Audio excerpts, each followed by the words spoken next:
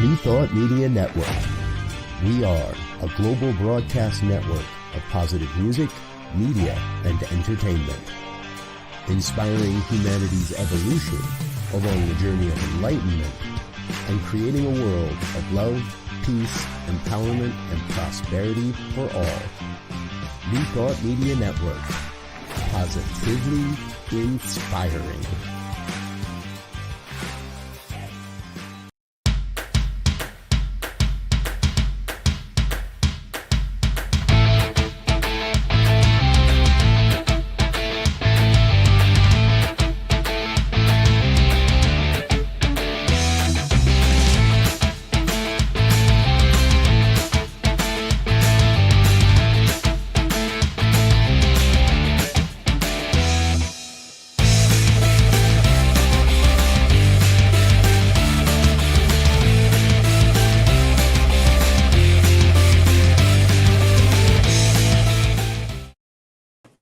Hello, hello, hello, and welcome to Rockin the Love.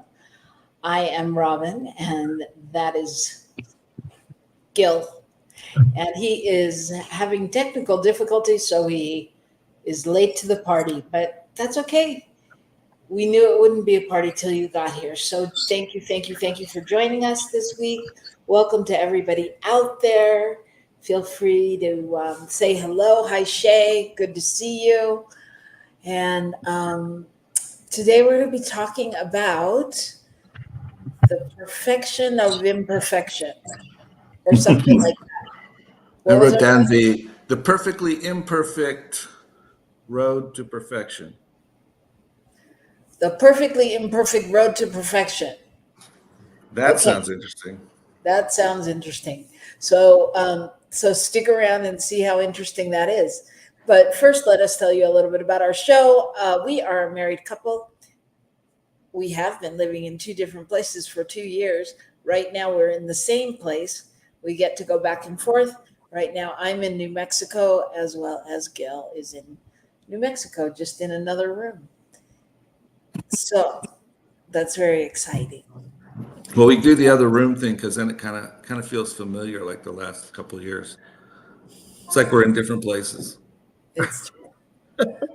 All right. So before we get started, if you are so inclined, please like us and do all that stuff. You can find us on Facebook and YouTube and all over the place. And if you feel like it, like us, we'd appreciate it. And let's get started. So, gosh almighty, it's been a big week all the way around. Big week, lots happening. Lots happening in the world. Oh my gosh. In the world, the country, and politics. Woo! It's going a little nuts of bananas out there. So what do you think? So say more about that. Oh, well, I think it's very fascinating that there have been so many calls for President Biden to not be a candidate because he's not qualified and he's too old and he's all these things. So he eventually made the decision, okay, I'll honor that. I'll step aside. And then everybody's yelling and screaming about how that doesn't work and it's unfair. So I'm a little fascinated by the whole thing. I mean, the whole thing is a little nuts. I actually just read a headline about somebody has called for impeachment of Kamala based on what she did in terms of the border thing. I didn't read the whole thing. So, I mean, it's just, I don't know. I mean, politics aside, you know, right, left, good, bad, red, blue, whatever side you're on, it doesn't matter for this portion of the conversation. It just feels chaotic. Yeah. And that's kind of what I meant by my example. You know, it's like everybody wants one thing, and as soon as it shows up, they tell all the reasons why it shouldn't be, and they need to do it differently. You know, so which begs the question: did you really want it in the first place, or was it just something to talk about? You know. Well, and it sort of goes along with our topic today, I think, because like I think we generally, I'll speak for myself. I generally hold an idea, not because I want to, but just because of how I've been brought up in society of what the outcome would be or what it would look like, what I think should happen. Mm-hmm. That's the a loose thing of perfect, right? I mean, obviously, I don't think it's my way or the highway most of the time, Right. but you know what I mean. But You we know, certainly are in the midst of something that is um, not precedented. For a sitting president to step aside at the last minute in terms of his candidacy for a second term, that's not something that's been done after they've ran through the whole process. And so we look at that, and the first thing can go through someone's minds like, oh no, if he steps aside, then the person that comes after him may not be able to represent the party well. And the other side is, what if it's perfect? What if it's absolutely what needs to happen for the results that the country needs? You know what I mean? I mean, I it's that do. like Well, I think it's interesting. that whole. Oh, you're frozen. Sorry. You were saying something else. I didn't hear you. Oh, okay. Just that I don't know what I'm saying. Don't worry about it. Not important. Okay. It's not important. And with that, I too have forgotten what I was about to say. Oh, I know what I was going to say. I think it's interesting too, though, because like you said, it's unprecedented. And in some ways, it's like it makes me, it bakes the concept for me of, life is an illusion and it's all an illusion because the whole thing feels like an illusion because we study and we take tests on while we're growing up, the system and how the system goes. And if this person goes, then the next person steps up and this happens and that happens and this happens. And then now, like you said, when it's time to put it into play, it's like they don't want that to happen. And so something else happens. And it's very confusing, I think. And isn't that the way of life? We can plan, we can lay out all the things, we can think we know what happened. If A, B, well, I mean, I remember learning this, and this will date me quite well. Learning this when I was learning basic programming in high school. But the big thing is the if-then statement. And so you had to determine what the possibilities were that could come in and what the outcome you wanted if that was the possibility that came in. And that's kind of how we do our whole life a lot of ways. We think, oh, well, if I show up and I'm wearing a blue shirt and everyone else is in yellow, that's not going to be good. So how am I going to handle that? I'm going to have a yellow shirt in my bag. I'm going to, we go through all these things and then we get there and everyone's wearing green, now what do we do? Wear both shirts and hope that they can see the color through it. Yeah, that conversation just leads me to the teenage conversation where we have a teenager, in our house, and we're in Albuquerque, New Mexico, where the heat is well over 100 on days. And, he's got to make sure he has the right outfit on. And he's wearing long sleeves and turtlenecks and sweaters and, beanie caps on and, all of those things. And it's like you said, it's all an illusion, because when he gets to wherever he's going, is that going to be the style? Right. So Shay is inviting everyone to her event tonight, which I was going to talk about later, that it's a we can gain clarity. You and I can gain clarity. Oh, Shay, if only.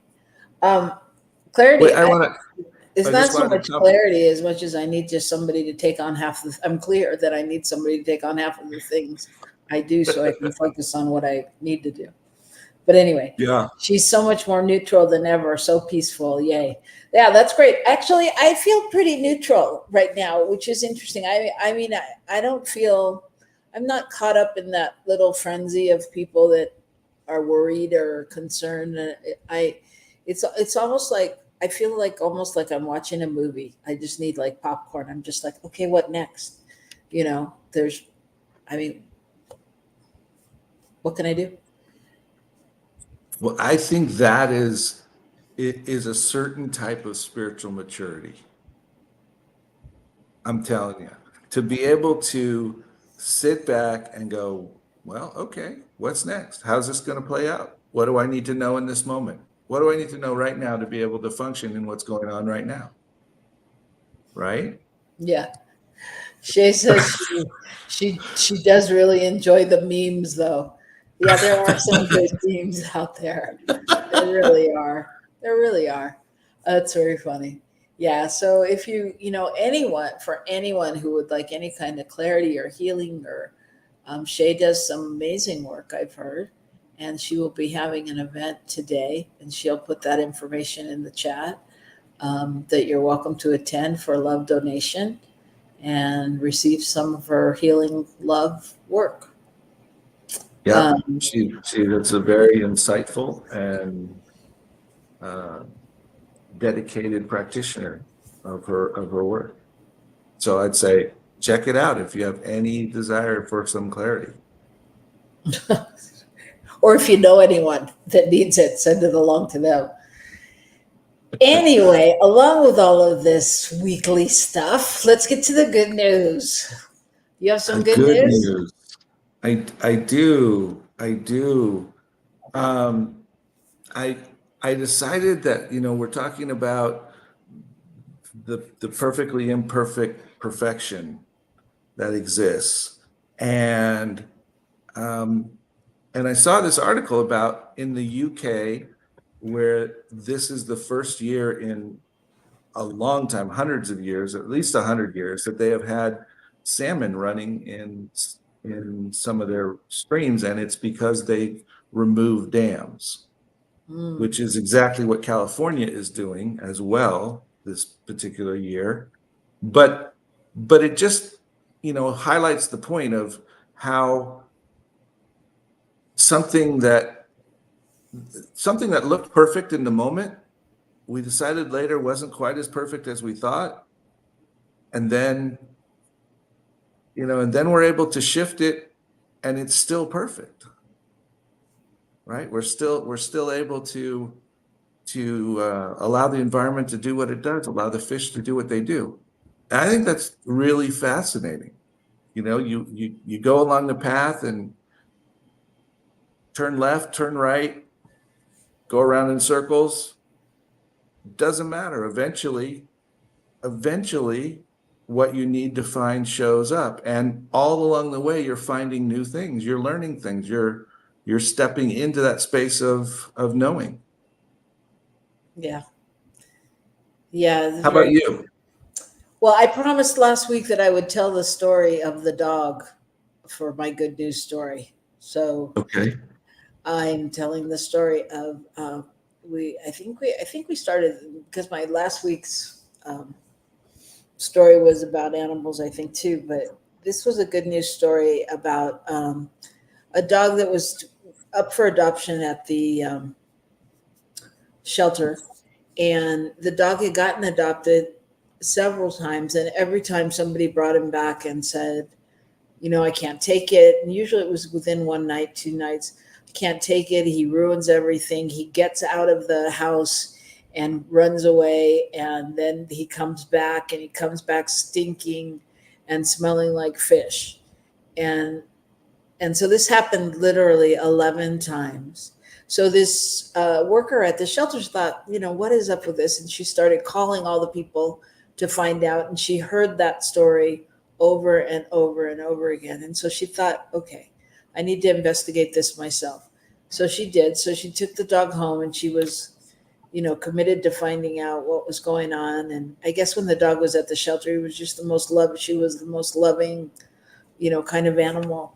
So she took her home and had the same experience where the dog got out, came back, and she was like, how did the dog get out? And she literally had to figure out that under the sink, there's a way to get out into the backyard through the, plywood or whatever. Anyway, the dog figured it out. The dog got out, came back. So she got cameras. She watched it one night, to see, and she got an alarm. And when the alarm went off, she got up and she started following the dog. And she said it was really hard because the dog was running. And she started following the dog.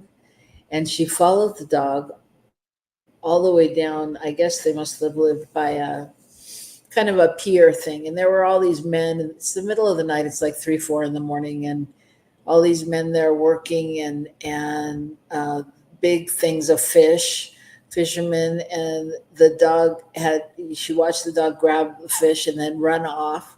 She followed the dog and got into this place where literally they had captured like 4 or 5 puppies, which must have been her puppies. And the dog was bringing the fish to the dogs every night to eat. And the puppies were there. So I don't know if the dog had belonged to somebody there before, and gotten caught by the SPCA or whatever. Anyway, she, long story short, she went home and got her car and came back and got the puppies and took them all and, took them to the shelter where, she was worried that she didn't want them to get separated or divided. And a woman came in and adopted them all and took them like to her ranch, and the mother and the puppies all live happily ever after. It's a good story. But it's a good story. I mean, what perseverance, right? Yeah, what perseverance, and what a demonstration of what we think we know. I mean, at some level, I am sure that at least a couple of those people thought, this dog just wants to cause trouble, or you know what I mean? Oh yeah, there were like broken things all over the house. I mean, the dog tore the place apart, trying to find a way out, right? Trying to find a way out, yeah. But desperate to take care of their own. Yeah. Wow. Well, and clearly able to get to those puppies from various locations in the area. Yeah. I mean, that's another fascinating thing. And she'd come back every morning. That also is kind of fascinating. Yeah. There was something about it that she had some sense of loyalty to the people that took her, even though maybe it didn't look like that on the surface, Yeah, who knows? That's I mean, there's so many questions you could come up with, and so many, conversations about oneness and intelligence. And I mean, yeah, but that's just one of those mysteries, right, of life. It's like, wow. I don't know. It reminds me of the story I did once as a good news story about the guy that goes back every year to visit the fish he swam with, and that he makes a certain call and that fish comes back. That's amazing. Life is amazing. And so we're going to explore it all in its beauty and its perfection and its imperfection when we come back here after these messages from New Thought Media Network. Don't go away. Please help us say thank you to our organizational sponsors, including the Hefferland Foundation, Affiliated New Thought Network, International New Thought Alliance, Science of Mind Archives and Library Foundation, Center for Spiritual Living Denver, Center for Spiritual Living Midtown, New Thought Philadelphia, Planned Happiness Institute, Summit Center for Spiritual Living, One Heart Retreats, Center for Spiritual Living on the Lake, Unity Kitchener, Unity Spiritual Center Ottawa, Om Center for Spiritual Living, Satya Center, Begin Within Ministries, Center for Spiritual Living North Jersey, Unity of Savannah, and the Center for Spiritual Living Seattle, as well as all of our individual donors. thank you for being part of the New Thought Media Network. Please like, share, and subscribe. New Thought Media Network, positively inspiring.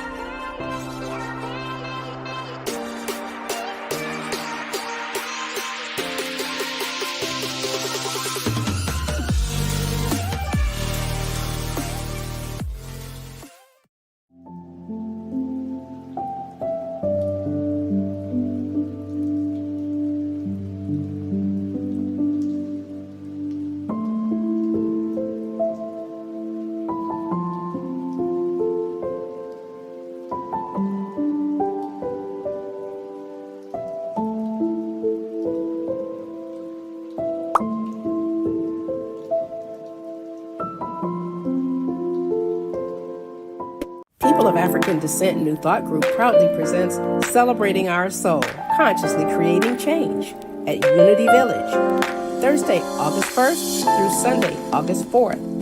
Some of our greatest keynote speakers, some of our finest musicians and vocalists, some of our amazing and experienced panelists, and some of our fabulous masterclass presenters will be there for you at Celebrating Our Soul, Consciously Creating Change at Unity Village this summer. Regular registration ends June 30th, so don't delay. Register today at padntg.com. Sponsorship opportunities are available at padntg.com. Volunteer opportunities are available at padntg.com. Go there now, padntg.com. See you there.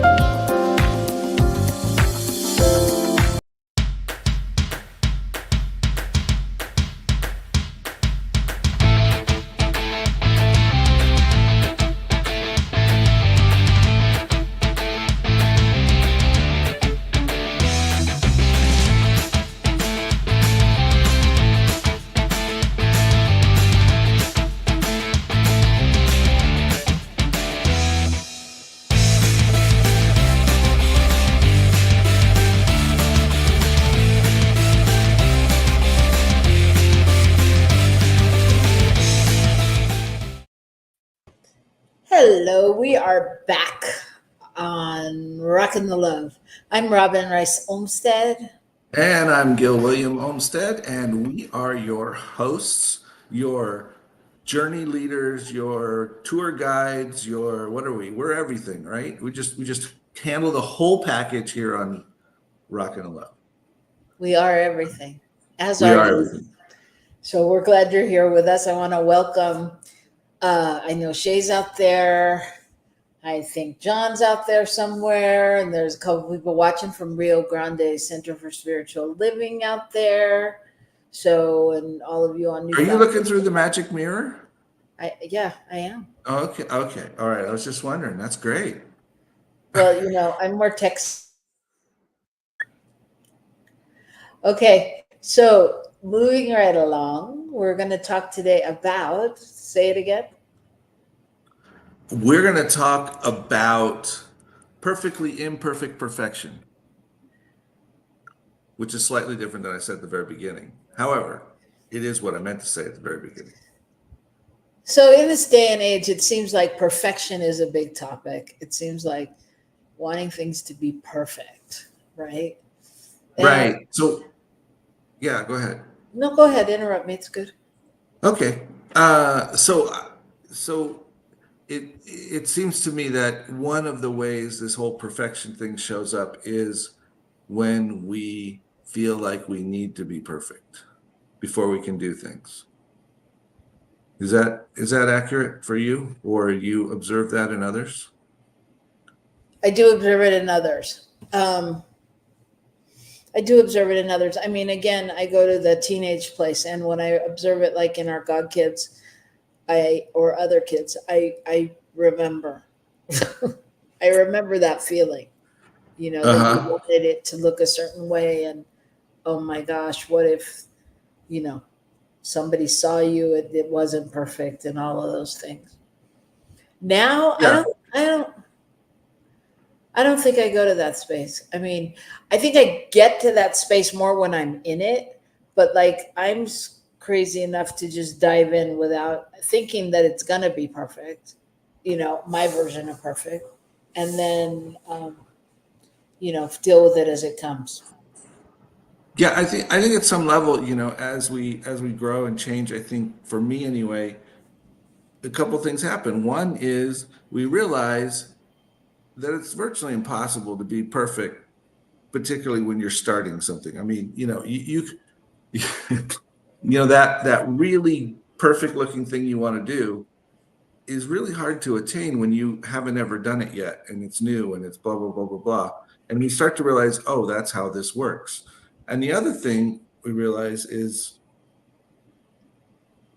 I can't wait until it gets better, because it's not going to get better until I start doing it or being a part of whatever this thing is, so that I can move towards building something that is closer to perfect, you know?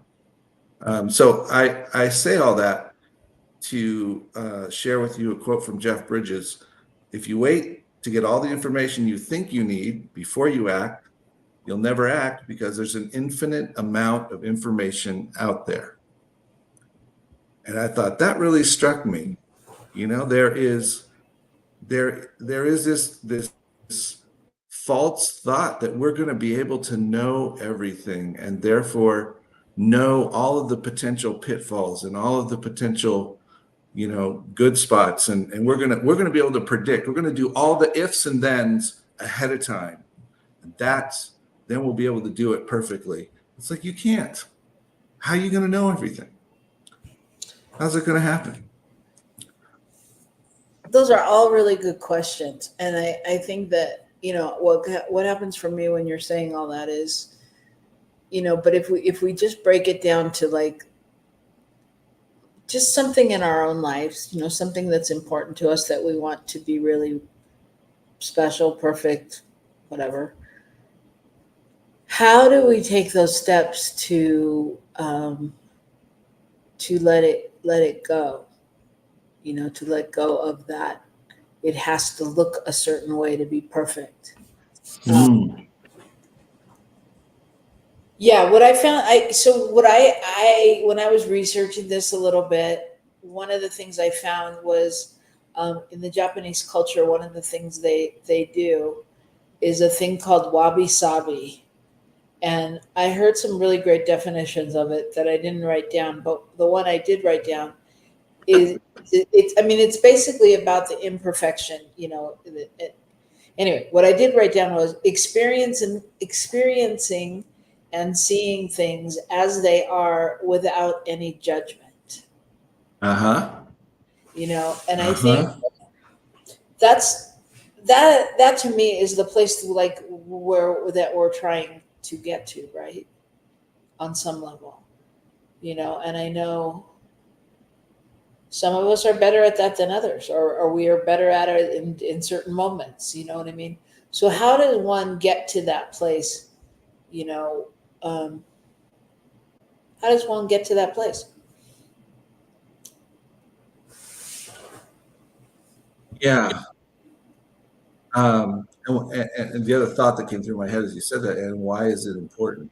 What is it that we're trying to do? But how do we get to that place where I think when we become more and more comfortable with who we are, we begin to accept the world as it is. I think a lot of it is accepting ourselves as we are. And accepting yourself or accepting the world does not mean giving up on the world or yourself. It doesn't mean you go, oh, screw it, I'm just a screw up, that's all there is, so here I go. That's not the kind of acceptance we're talking about. Accepting the realities of what's possible in the current situation, or what's showing up in front of you. If you're in a race and you blow a tire, what are you going to do? Well, I agree. Chase said radical acceptance, and I think I think for me, the difference of what you said and what she said is you said acceptance of yourself. Uh-huh. And she said radical acceptance. And not that they're both good things to have. However, I don't know that I have to have I mean, maybe if I break it down all the way, I have to have some kind of acceptance of myself. But just radical acceptance on one hand is really, for me, that my definition in this moment is, trusting what happens before me, which goes to what I just said about wabi sabi of experiencing life without judgment, right? So whatever it is, I'm accepting it on some level with love and compassion, that kind of a thing, which is an Right. interesting concept. I mean, I don't know. I kind of like taking me out of the equation. Interesting. Interesting that you say that, because to me, the me is, well, of course, you know that about me. The me is really important. But the me it is the place where my judgment all comes from about the they, the other, the whatever, because generally speaking, there's something in me that I see reflected that I don't like, and I judge it. And it's all about how I have, whether or not I've accepted who I am or not. Whether or not I can receive myself without judgment, and therefore not go into that space of judgment for others or about others.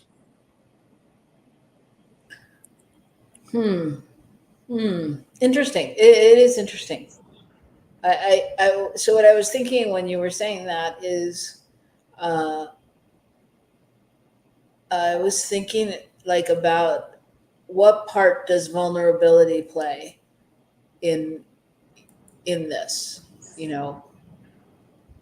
and I was thinking of a quote I read or something I was reading about, that Saint Paul said, "It is when I am weak that I am strong. Imperfection isn't weakness; it's our raw unfilteredity."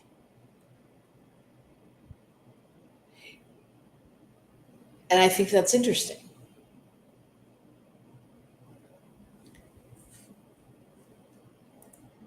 In breaking it down, right? I mean, I think, is that where our strength is in allowing ourselves to be vulnerable and to let go of what we think is perfect and accept whatever's in front of us.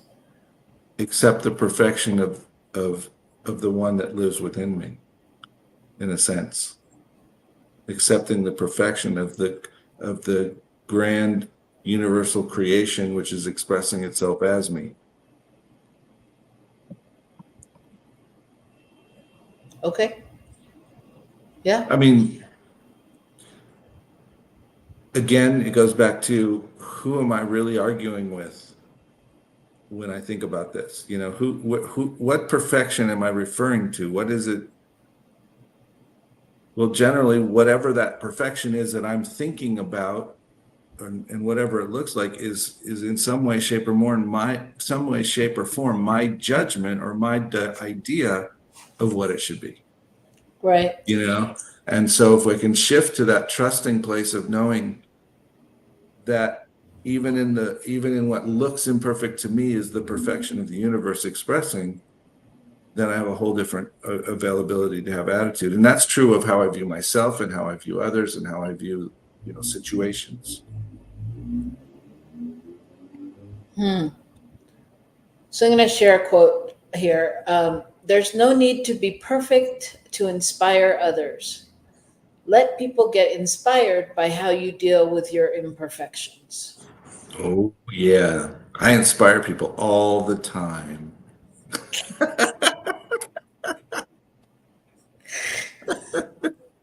But it's true. I mean, when I read that quote, what struck me about that quote was that, like, I remember in elementary school I remember being little and going, like, when somebody would do something that I was too shy or too quiet or too scared to do, like speak up in class or ask a question, or if they, did something that, they fell down and they got up and they weren't embarrassed, I'd be like, wow. I mean, I was so inspired by that. Like, or like, I know as an actor, when I see other actors that I know are making a mistake or they've forgotten their lines or something happens on stage that wasn't supposed to, and we watch them deal with that in the moment, it's so inspiring, right? Because it's so real and it's so raw and it's so, and so to me, that quote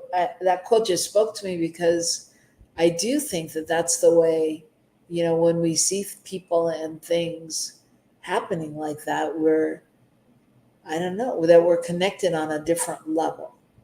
Does that make sense? Yeah, but isn't it interesting the words you use? I don't know. Is it? Because yeah, it is, because I'm not picking you out really. It's just you did it. That we talk about somebody was being so real, somebody was being so whatever, but it's about reality. So we have this innate understanding that reality is not the perfect picture that we try to make it. And so we're inspired by people that actually just go with that flow and allow that to be perfect. And at the same time, we find ourselves striving to not have that happen. Well, and yes, and I think, I mean, so to me, that speaks to living in the moment, Mm-hmm. Because when I'm acting and I'm on stage and something goes wrong, I'm in the moment. I'm generally not thinking, oh my God, this just happened. What am I going to do? Oh my God, if I do that, that'll throw the other actor off, or what will that do to the lighting, or blah, blah. Not doing that. I mean, I had a situation when I was doing the play Oklahoma, where I walked out on stage and you know, I fell. I slid because the stage was wet, and I slid and I fell. And of course, there's this collective hush that falls on the audience, because they want you to succeed too. And they're like, because they know it wasn't part of it. And, as I got up, I said something like, whoa, been greasing the hogs, or something like that. And of course, the audience was like, oh, yay, and clapping and things. But for me, I was in the moment. I was Aunt Eller and I slid and fell. You know what I mean? I wasn't like, oh my God, who's in the audience? What are they going to say? Oh, you know what I mean? So it's like, if we're living in the moment, can we be anything else? I guess is what I'm asking on some level. Because when we begin to doubt, aren't we out of the moment? If we truly believe that it's all divinely appointed and designed and la la la la la la la, how can something be wrong? Mm-hmm. Mm-hmm. Yeah. Yeah, I think that's really a good point. How can something be wrong? All right. Shay says, clients and friends love my authenticity. Definitely not perfect, and it's better than okay. It's healing for others. They tell me so. It's taken years to get there. Yay. Mm-hmm. Yay is right. Yeah. I think there's there's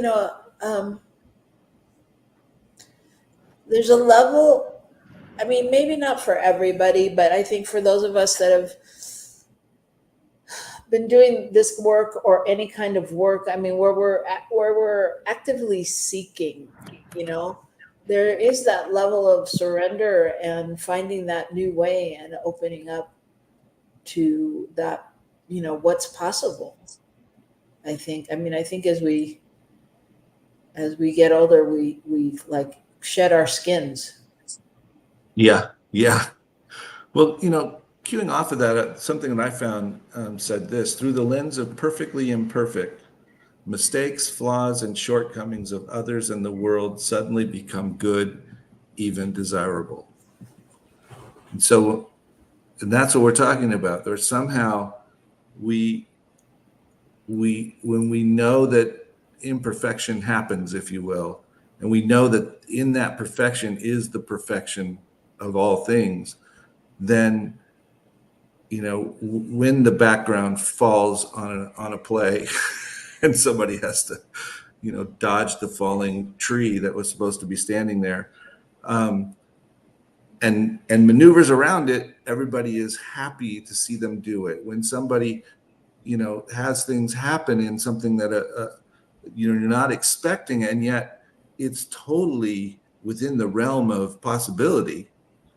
You know, it's totally within the realm of possibility, but it's not within the realm of what you would normally say is the best thing to have happen, and yet somehow out of that comes the perfection. We recently saw a movie that makes me think of that. We saw King Arthur, and I think I might have mentioned this before, but I didn't mention this part, that it's basically about a people that run or are part of these really grueling world races that include, you know, their teams, and they have to run and hike and ride bikes and paddle and all these different things to get from one place to another, and they have very little downtime and all of that.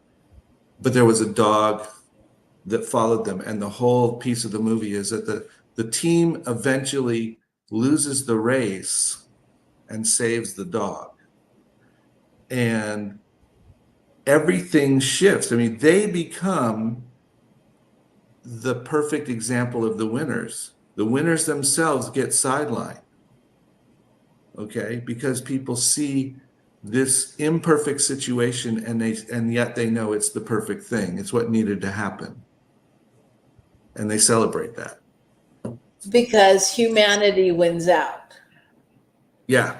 Right. Ultimately. I mean, and I think that's the thing. So, not to give perfection a bad rap, but just for this conversation, what we're talking about, perfection begins to look like advertising and marketing and all the things we've been told all of our life, like good girls do this and, you know, boys don't do that, and blah blah blah, and the commercials, and we should look like this, and we should wear, you know, these clothes and this makeup, and the things that make you perfect, you know, and everybody should look like, you know, Cindy Crawford at age 60, who looks like she's still 30, and, you know, those kind of things that are showing us perfect.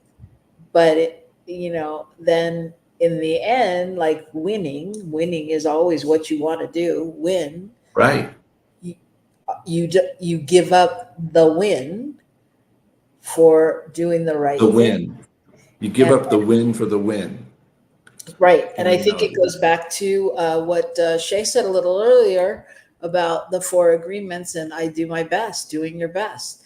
And so when we see people doing their best, we gravitate to that, right?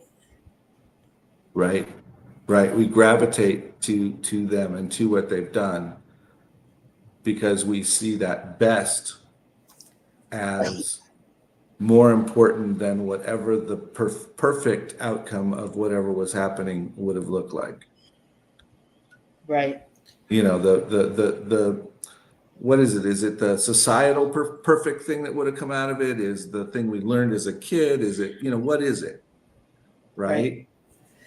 Yeah. But it's still Shay there. says perfectionism can drive a person crazy. That kind is caused by trauma and abuse. Yeah. Yeah. And I think, you know, yeah. So how do we find the balance in that? How do we know, you know, what is perfect for us, you know?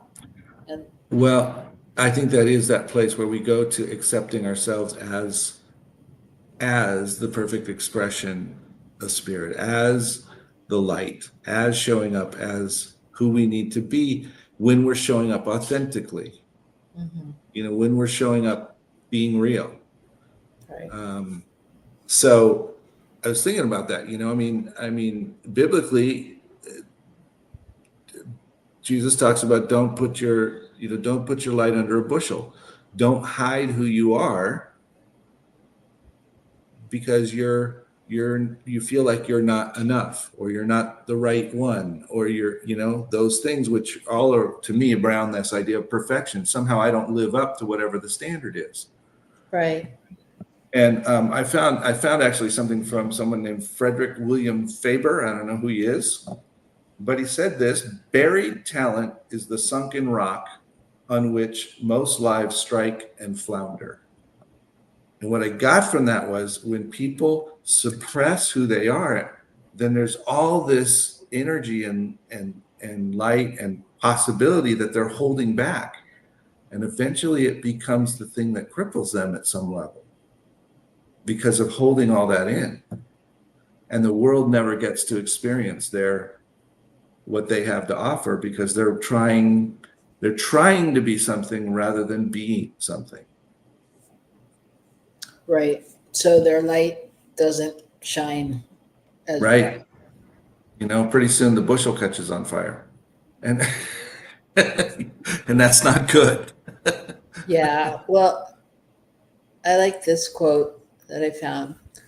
Life isn't meant to be lived perfectly, but merely to be lived.